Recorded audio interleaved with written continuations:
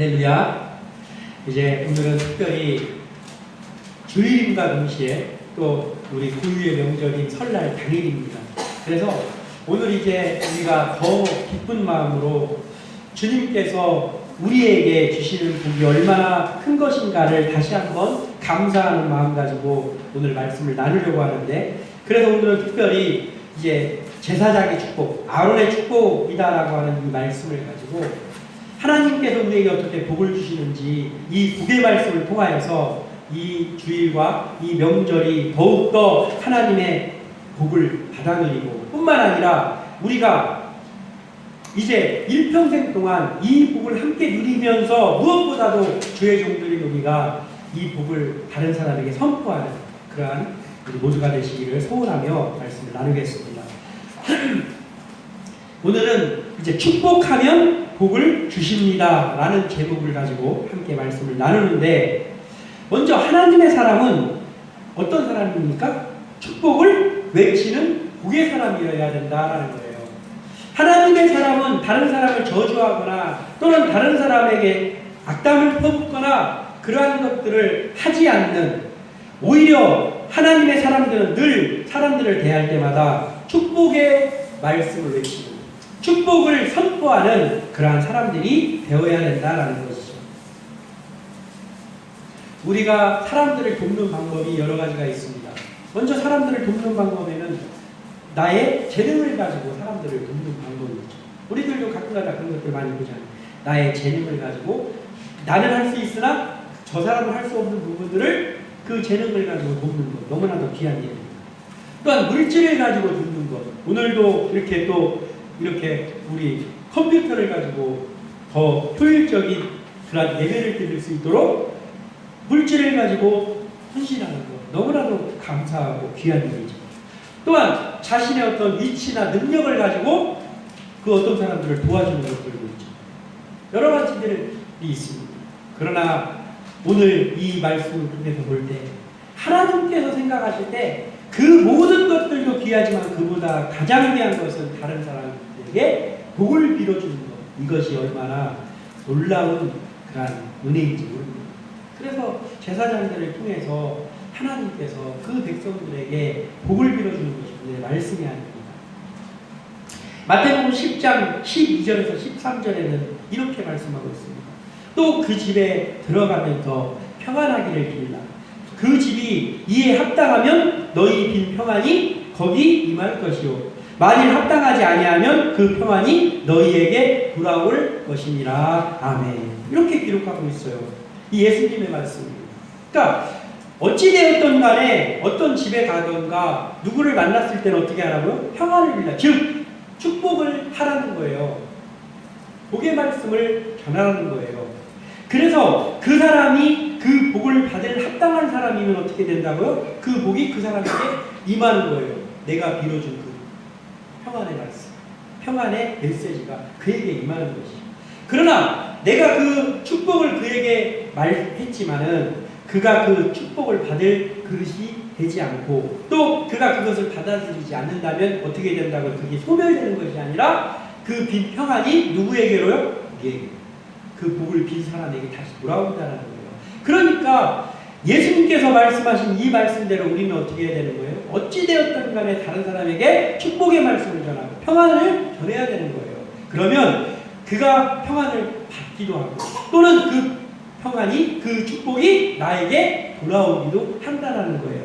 어찌되었든 복을 빌면 그 복이 사라지는 것이 아니라 임한다는 거예요.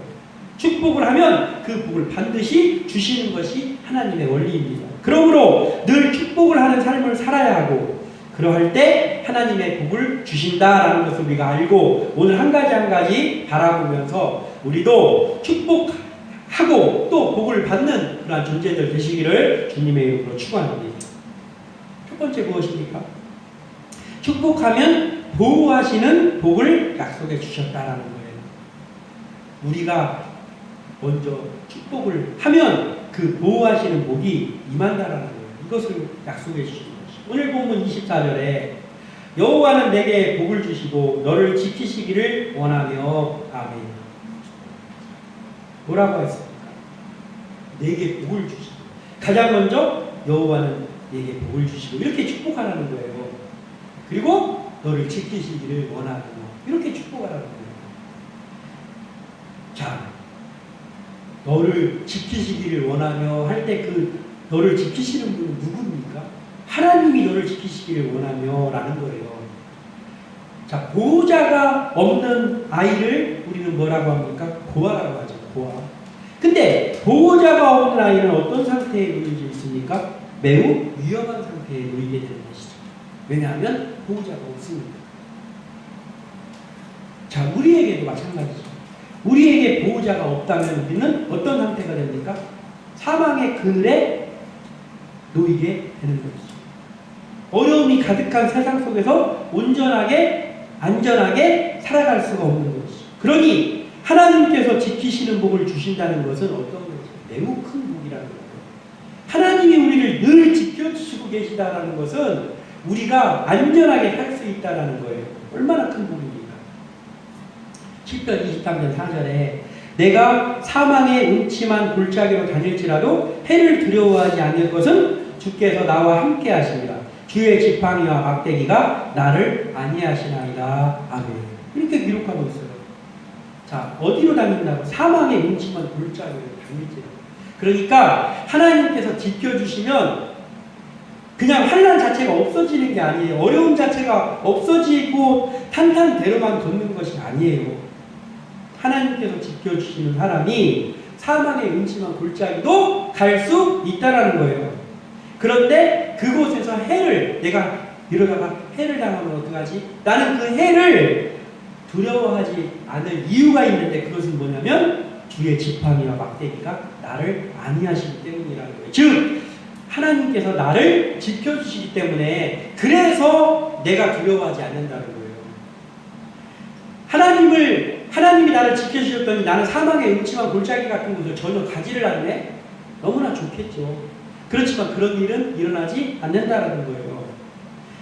하나님을 믿고 하나님만 의지하고 하나님이 복 주시는 사람도 어려움 가운데 들어가기도 하고 만나기 싫은 사람을 만나기도 하고 가지 않았으면 하는 그 형편에 놓이기도 한다는 거예요.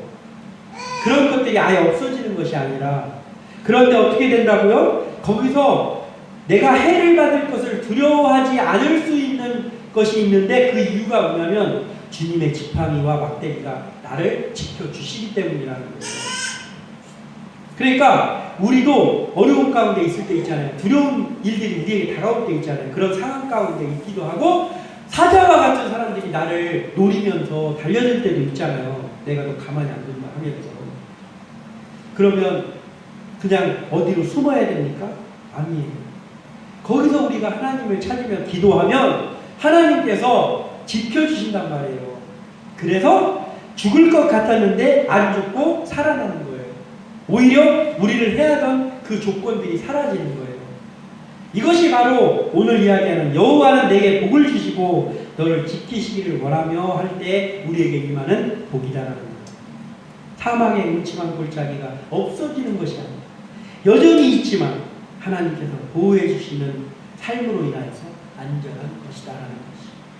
우리의 삶에 힘든 일이나 힘들게 하는 사람들이 여전히 많지만 하나님의 보호하시는 복을 누리기 위해서 우리는 먼저 그런 축복을 어떻게 해야 돼요? 오늘 우리가 제사장은 아닙니다. 목사가 제사장이 아니에요. 그렇지만 상황적으로 보면 그 일을 하고 있는 것이 목회자잖아요. 지금 현재. 그렇기 때문에 목회자들인 우리가 또 그 하나님의 자녀가 된 우리가 이 복을 다른 사람에게 선포하라는 거예요. 여호와는 내게 복을 주시고 여호와께서 집사님에게 또는 누구에게 여호와께서 어린이가 여호와께서 아브라함에게 너에게 복을 주시고 그리고 너를 지켜주시기를 내가 기도한다. 내가 기도할게 하는 거예요. 그렇게 복을 빌면 그가 그 복을 받고 약속이니까. 그리고 또 어떻게 됩니까? 그 복을 빈 나에게도 그 복이 임하는 거예요. 그러니까 우리는 어떻게 해야 돼요? 이 복을 바로 구해야 되는 것이. 아무쪼록 우리에게 정말 하나님께서 지켜주시지 않으면 보호자 없는 고아와 같은 우리에게 하나님께서 우리를 보호해 주시고 늘 지켜주시는 은혜가 임하기를, 또 우리가 그것을 선포하는 그 모든 사람들에게 그 복이 임하기를 주님의 이름으로 축원합니다. 두 번째 무엇입니까? 축복을 하면 은혜를 베푸시는 복을 약속해 주셨다는 겁니다. 우리가 누군가를 축복을 하면 은혜 베푸시는 복을 약속해 주셨다. 오늘 25절에 여호와는 그의 얼굴을 내게 비추사 은혜 베푸시기를 원하며. 아멘. 얼마나 귀한 말씀인지, 얼마나 귀한 축복인지 모릅니다. 하나님께서 그분의 얼굴을 비추어 주신다는 것, 이게 무엇입니까? 우리에게 온 마음을 주신다는 거예요. 살다 보면은 사람들의 얼굴을 이렇게 또렷이 쳐다보지 못하는 그러한 상황들도 많이 있죠. 그 습기가 없어서 그러기도 하고, 저도 그렇습니다. 저도 남의 얼굴 뻔히 쳐다보는 성격은 아닙니다. 그러나 내가 그 사람하고 친하고, 내가 그 사람을 말을 청종하고, 그 사람과 인격적으로 통하는 사람과의 대화 가운데 그래도 그 사람을 마주대할 때 서로 얼굴도 마주보기도 하면서 미소를 띄우기도 하면서 그 사람을 주목하게 되잖아요. 하나님께서 그의 얼굴을 드신다라는 것은, 여호와가 그의 얼굴을 내게 비추신다라는 것은 무엇입니까? 내게 얼굴을 보여주시는 거예요. 즉 나와 인격적으로 소통하고 나를 도와주시기 원하고 나와 대화하시기를 원한다라는 거예요. 이 얼마나 큰 은혜입니까? 온 마음을 주신다라는 거예요. 온 마음을 사심없이 우리에게 주신다라는 것이 바로 은혜라는 거예요. 우리가 아까도 우리 다은이 이야기를 했지만, 다은이가 생기고 나서 이렇게 우리가 집에 간다거나 또는 우리끼리 있을 때 어떻습니까? 가만히 생각을 해보면은 특별한 일을 별로 하는 게 없어요. 그냥 다은이가 뭐 이렇게 하는 거 보면서 그거 계속 쳐다보다가 1시간이고 2시간이고 가지 않습니까? 하나님께서 우리를 그렇게 생각하시는 거예요. 계속 우리만 쳐다보고, 그리고 계속 우리만 생각하시는 거예요, 하나님이. 그러다가 하다가 하나님께서, 야, 내가 얘네들이 조금이라도 더 정말 잘 살기 위해서 당신의 하나밖에 없는 아들까지도 공짜로 우리에게 주시는 거예요. 너희들 내 아들을 너희들 대신 죽게 할 테니까 내 아들을 믿는다고 고백만 하면 내가 모든 죄를 다 용서해 주겠다. 이게 바로 은혜라는 거예요. 은혜.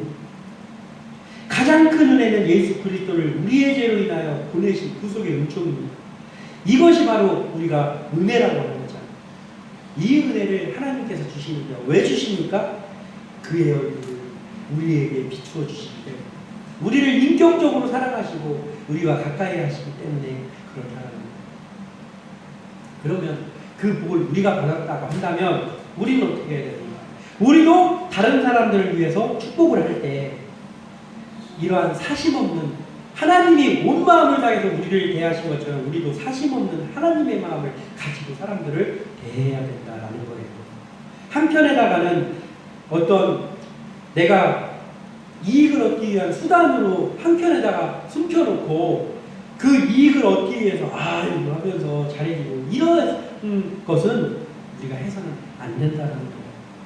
값없는 하나님의 은혜를 우리가 받았으니 우리도 다른 사람들에게 그 축복을 선포할 때, 이 제사장의 축복을 선포할 때 여호와는 당신에게 그 비춰주시고, 그러니까 당신을 하나님께서 만나주시고 은혜 베푸시기를 원합니다라고, 그리고 덕담을 그에게, 또 그에게 축복의 말을 전할 때 우리의 마음이 어때야 됩니까?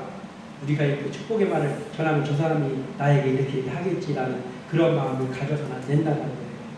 우리도 하나님의 마음처럼 사심없는 마음으로 사람들에게 축복을 선포해야 되는 것이죠.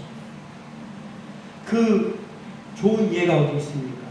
마태복음 18장 23절에서 35절까지 읽지는 않지만 거기에 있는 내용들 여러분들도 잘 아는 내용, 1만 달란트 빚진 자의 이야기입니다. 그 1만 달란트 빚진 사람이 1만 달란트면은 말하자면 뭐 일일이 설명하지 않아도 도저히 내 능력으로 갚을 수 없는 돈이에요. 1만 달란트가 너무너무나 큰 돈입니다. 그런데 그 1만 달란트 빚진 자를 임금님께서 용서해 준 거예요. 내가 너 불쌍하니까 갚지 마라. 이제부터는 너는 이것을 내가 완전히 탕감해 줬으니까 자유롭게 살아라. 얼마나 기쁩니까? 마치 우리가 하나님에게 받은 은혜잖아요. 너희들 이제 속 끌고 와서 뭐 이런 거 제사 안 지내줘. 너희들 이제 내 아들 예수 그리스도의 피만 의지하고 나에게 기도하면 내가 다 용서해 줘. 얼마든지 죄를 용서해 줘. 이런 거예요. 이렇게 용서를 받았는데 그 1만 달란트 빚진 사람이 그 용서를 받고 기쁜 마음으로 막 춤을 추면서 바깥에 나와서 걸어가고 있는데 100데나리온 빚진 자 1만 달란트에다가 비하면 눈곱만큼도 안 되는 돈을 자기에게 빚진 사람을 만났더니 그의 멱살을 잡으면서 감옥에다가 넣으면서 너 내가 갚으라고 했어 안 했어? 하면서 근데 왜 안 갚는 거야? 그랬더니 그것을 임금님이 다시 알게 돼서 책망받는 이 내용이 아닙니다. 우리가 다른 사람들을 대할 때 이러한 마음으로 이 1만 달란트 탕감받았던 이 사람이 100데나리온 빚진 사람에게 하듯이 그렇게 대한다면 우리도 누구한테 책망을 받고 우리를 구원하신 그 하나님에게 책망받는다는 거예요. 그냥 단순한 책망만 받는 것입니까? 돌이킬 수 없는 책망을 받게 되는 거예요. 그렇기 때문에 우리는 어떻게 해야 됩니까? 그 복을 사람들에게 선포할 때 사심 없는 마음으로 정말 영혼을 사랑하는 마음 가지고 이야기해야 된다는 거예요. 내 마음에 맞는 것 같으면 오케이 하고 내 마음에 안 맞는 것 같으면 전혀 다른 모습으로 대하면 안 된다는 거예요. 우리는 우리가 값없는 은혜를 받은 사람들이기에 우리도 역시 사람들에게 값없이 아무런 사심 없이 그 복을 나누어주는 사람이 돼야 된다는 거예요. 값없이 구원받은 은혜의 사람들이 다른 사람을 위해 이렇게 해야 되는데 그렇게 할 때에 그 사람들에게도 그 복이 임하지만 누구에게 임합니까? 우리에게 임하는 거예요. 그렇게 대할 때에 우리 교회에게 임하는 거예요. 그러면 우리가 정말 은혜로 가득한 삶을 살아가는 존재들이 된다는 거예요. 아무쪼록 우리 함께 나는 교회가 이제 한 사람 한 사람이 올 때마다 그런 마음으로 대했으면 좋겠어요. 여러분들 우리가 강명수 집사님 대할 때 그렇게 대하고 있지 않습니까? 너무나도 우리 교회 귀하니까 그렇게 대하고 있지 않습니까? 앞으로 또 다른 사람들이 오면 우리도 그 사람들에게 계속해서 그렇게 대해야 되는 거예요. 그러면서 복을 외쳐주고 축복해주는 그러한 마음을 가지고 그들을 대할 때 그때 우리 교회가 정말 은혜로 넘쳐나고 그리고 우리에게도 그 복이 계속해서 임한다는 것이 이것을 우리가 기억하면서 또 추석 명절 내일부터 또 가족들 만나거나 할 때에 이러한 복을 외치는 우리 모두가 되시기를 또 일평생 그러한 복을 외치고 받는 우리 모두가 되시기를 주님의 이름으로 축복합니다.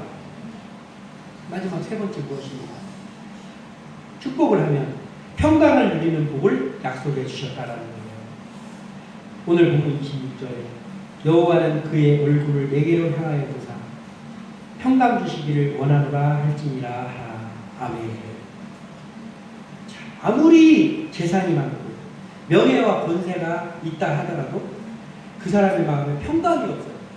그 사람 마음이 편하지가 않아요. 그럼 의미가 있습니까? 재산이 1조 원 있어요. 1조 원. 그런데 단 하루도 그 마음에 평강이 없어요.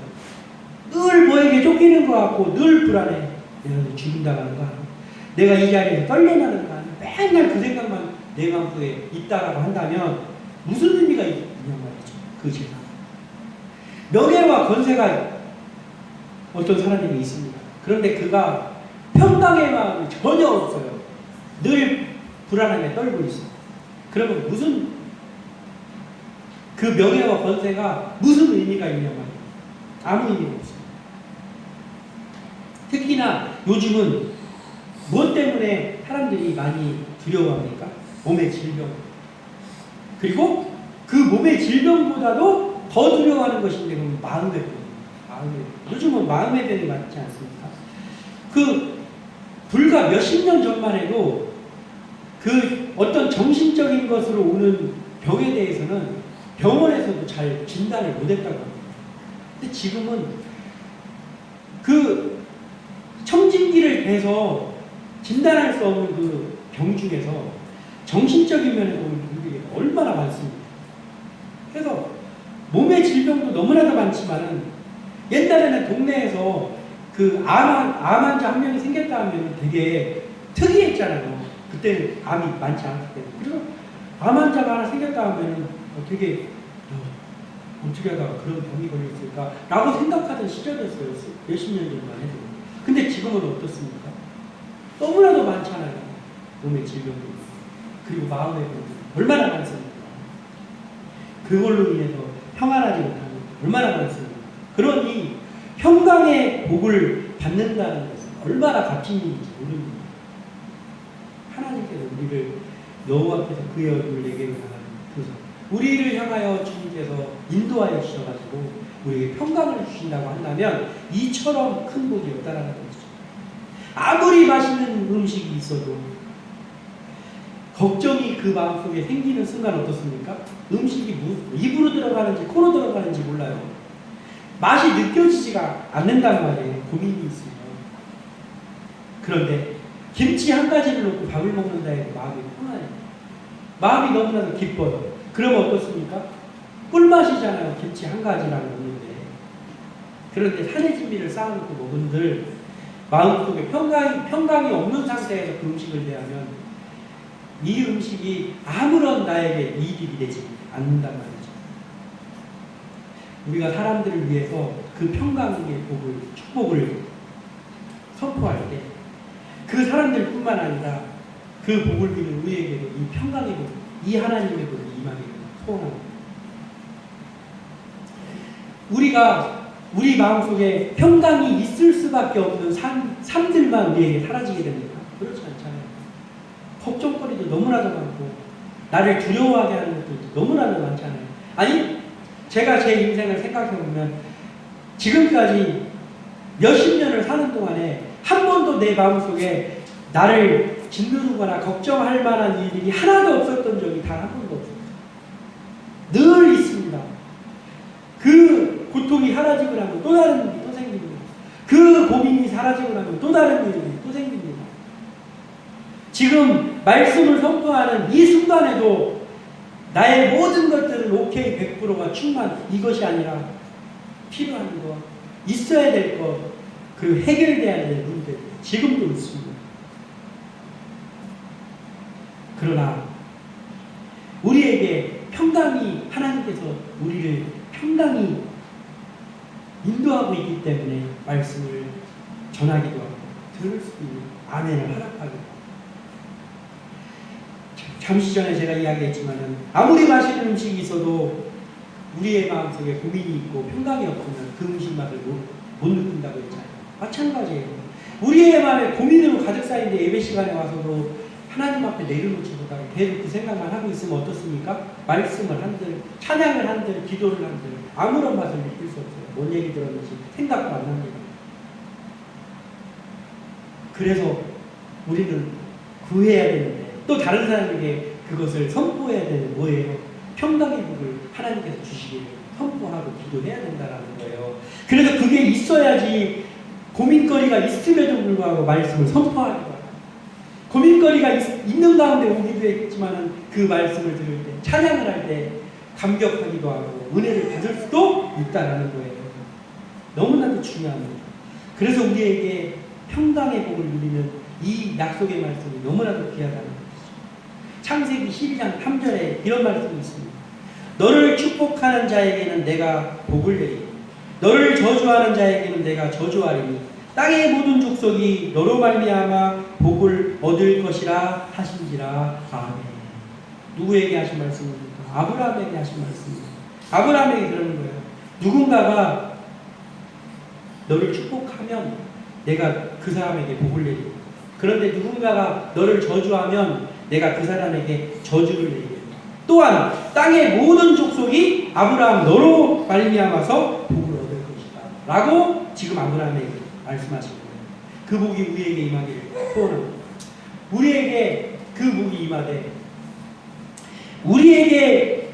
우리는 그를 선하게 대했지만 그가 우리에게 선하게 대하지 않으면 어떻게 된다고요? 하나님께서 해결하시는 거예요.